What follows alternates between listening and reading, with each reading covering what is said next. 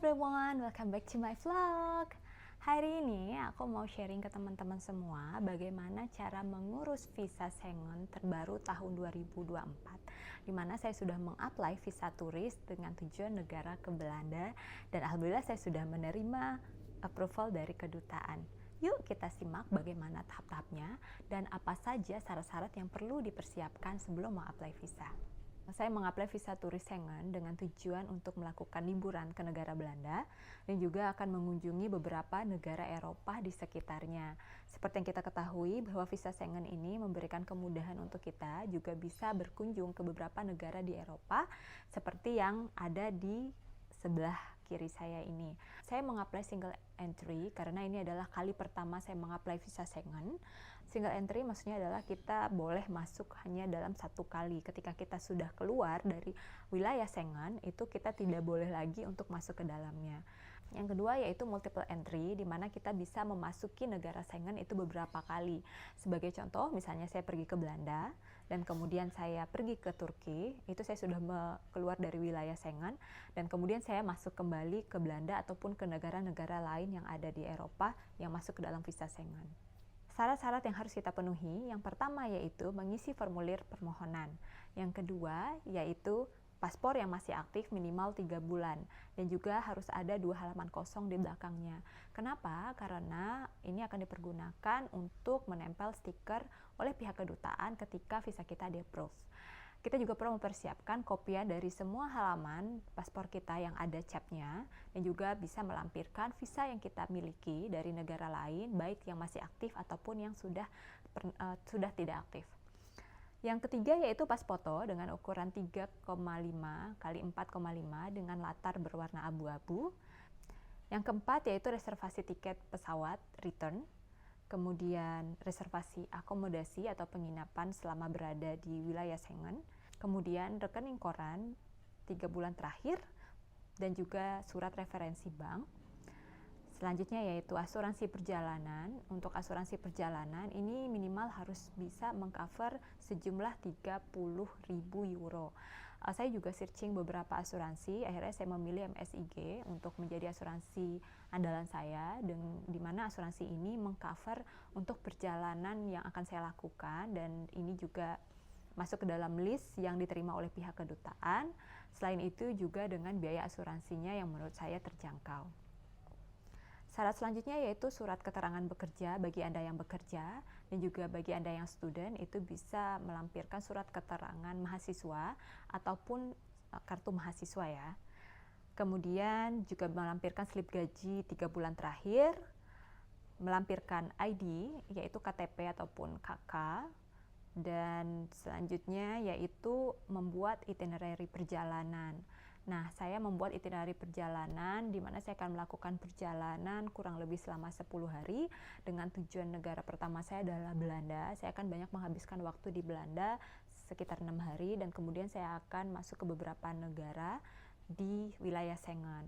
Perlu kita jelaskan di sana berapa hari kita berada di setiap negara-negara tersebut dan juga saya menjelaskan transportasi apa yang akan saya gunakan selama perpindahan. Karena visa saya ini single entry, tentunya saya akan melakukan perjalanan darat selama melakukan perpindahan dari negara satu ke negara lain. Karena ketika kita sudah keluar dengan menggunakan pesawat, itu otomatis kita sudah tidak bisa lagi masuk untuk yang single entry ya. Setelah semua dokumen kita siap, apa yang perlu kita lakukan?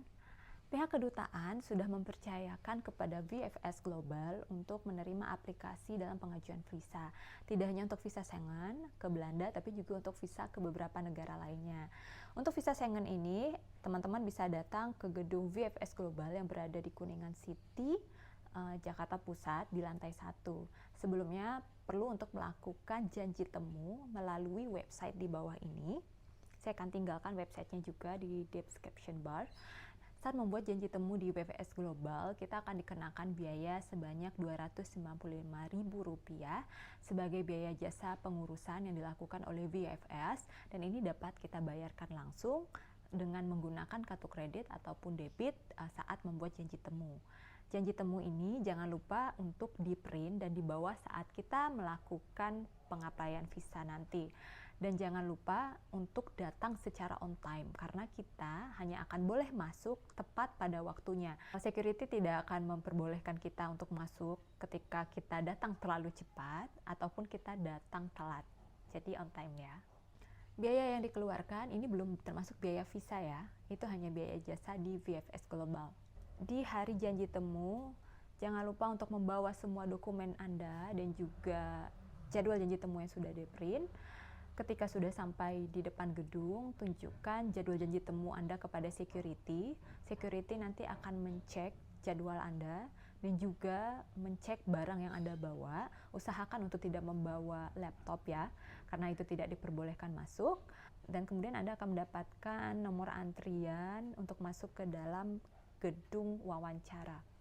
Ada banyak konter di dalam, itu ada beberapa negara yang sudah ada judul-judulnya. Silahkan teman-teman temukan negara tujuannya teman-teman. Karena saya ke Belanda, jadi saya akan pergi ke konter Belanda.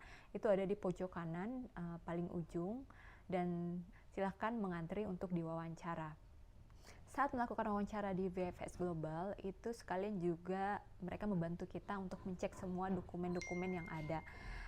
Untuk syarat-syaratnya itu sebenarnya sudah ada aplikasi checklist yang diberikan oleh pihak kedutaan. Jadi teman-teman bisa mengecek satu persatu apa saja yang perlu dipersiapkan dari dokumen tersebut, seperti yang ada di sini yang saya perlihatkan. Dan pihak VFS itu akan kembali membantu untuk mencek satu-satu dari persyaratan yang sudah ada. Setelah semua persyaratan Anda lengkap dan dinyatakan lengkap oleh pihak VFS, itu Anda perlu melakukan pembayaran visa, baik menggunakan QRIS, kartu kredit ataupun debit. Itu saya sebanyak Rp1.340.000 pada saat ini. Saat melakukan pembayaran, kita perlu mengantri lagi ke konter selanjutnya, di mana di ruangan konter selanjutnya ini adalah kita akan melakukan pengambilan foto biometrik dan juga sidik jari. Setelah semuanya selesai, kita diberitahukan bahwa proses pembuatan visa ini kurang lebih dibutuhkan waktu selama 14 hari kerja. Dan saya menerima notifikasi dari pihak kedutaan setelah 3 hari kerja bahwa saya sudah dapat mengambil visa saya yang sudah di-approve oleh pihak kedutaan. Paspor yang sudah dicap itu bisa diambil langsung kembali ke VFS Global ataupun bisa juga menggunakan jasa yang ditawarkan oleh VFS Global untuk dikirimkan langsung ke rumah.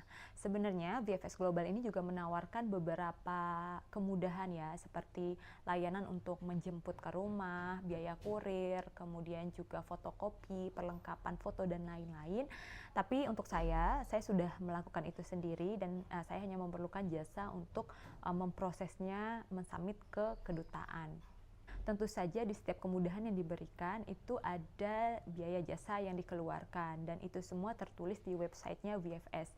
Jika teman-teman membutuhkan bantuan tersebut, teman-teman bisa langsung berkonsultasi ke VFS melalui kontak hotline-nya dan memilih cara apa yang teman-teman butuhkan untuk memudahkan teman-teman semua. Karena saya sudah mempersiapkan 99%-nya dari saya sendiri, sehingga saya hanya membutuhkan bantuan untuk memasukkan visa ini ke kedutaan sesuai dengan arahan dari pihak kedutaan yang berada di website. Jadi saya mengaplikasinya melalui VFS Global. Untuk penjemputan paspor setelah di-approve, saya melakukannya sendiri dengan datang kembali ke VFS Global. Ini tidak perlu lagi membuat janji temu, hanya perlu datang sesuai dengan jadwal yang telah tertera di dalam email yang diberikan, yaitu di sore hari jam 1 sampai jam 4 sore. Dan ketika kita datang di gedung, nanti security, kita tinggal bilang aja bahwa kita akan menjemput paspor kita. Security nanti akan mengarahkan kemana kita harus berjalan, dan memang sedikit antri ya, itu cukup panjang untuk menunggu antrian mengambil paspor kita di beberapa konter yang ada. Itu ada 3 konter, secara bergantian kita akan dipanggil sesuai dengan antriannya kita. Dan yang perlu kita bawa saat mengambil paspor yaitu yang pertama ID KTP kita, dan yang kedua adalah bukti dari transaksi. Jadi jangan lupa disimpan bukti transaksi yang diberikan oleh pihak kedutaan saat kita melakukan wawancara. Dan bagi teman-teman yang mewakilkan kepada pihak lain ataupun keluarga untuk mengambil visanya, jangan lupa untuk menyertakan surat kuasa ya.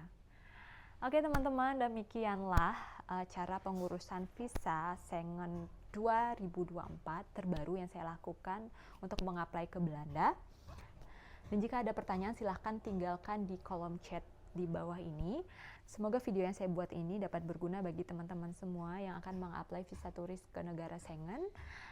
Tetap dukung saya melalui channel ini dengan subscribe, like, komen, dan juga share ya ke teman-teman yang lain. Demikian teman-teman semua, sampai bertemu di vlog saya selanjutnya. Terima kasih banyak.